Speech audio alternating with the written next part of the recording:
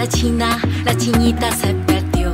Se fue para Medellín y ya rompió con un tempo. En la bosque de la China, la chinita se perdió. Se fue para Punta Cana y ahora ya tengo nueva canción, se llama Chinita Perdida. Esta canción es como tempo. Tú sabes, es por mi tempo yo probar.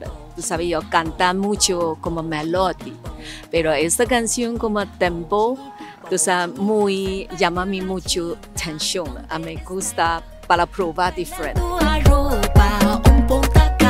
Dicen que la vieron en Dominicana, tomando la sopa, viendo la brama, balando la playa fin de semana. Es cada mandona cana, na na na na na. Sí, ahora tú sabes, de tempo, tú sabes, tiene buen ritmo.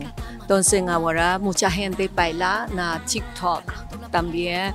Esta canción ahora está muy duro en Colombia y en Santo Domingo. Sí, yo gusta mucho esa artista from Santo Domingo. Tiene una artista, es muy pegada ahora, se llama Chimbala, muy talentosa, me gusta.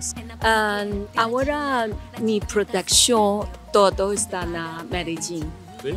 Mi video, mi canción, pero yo trabajo con la productora para the beat. It's John Twister. He's very talented.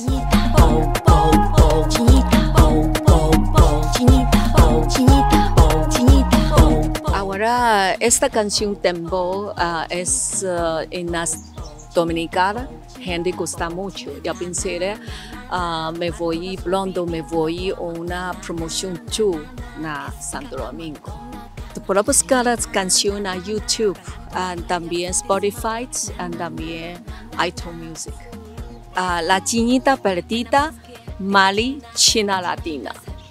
Tú sabes, yo soy china, pero yo canto español. También mix China con español. Entonces mi artista nombre China Latina. ¿Y ha llevado el dembow a China también? Sí, tú sabes, también tienen plataforma, tienen mi canción a China， gente gusta。我很高兴现在在阿鲁巴，因为在阿鲁巴，我现在在唱西班牙歌，所以呢，也就是发扬光大我们的中国文化。And that's why my song is mix Spanish with Chinese. I hope, and this is Mandarin. 你喜欢吗？中国女孩。